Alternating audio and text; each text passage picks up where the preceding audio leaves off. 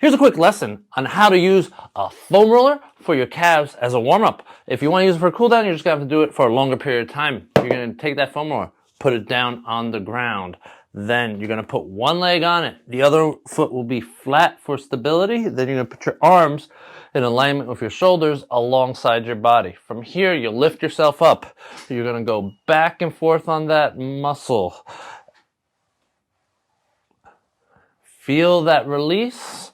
And then you could also, if you want to warm up your Achilles, compress the muscle and then do some toe slaps.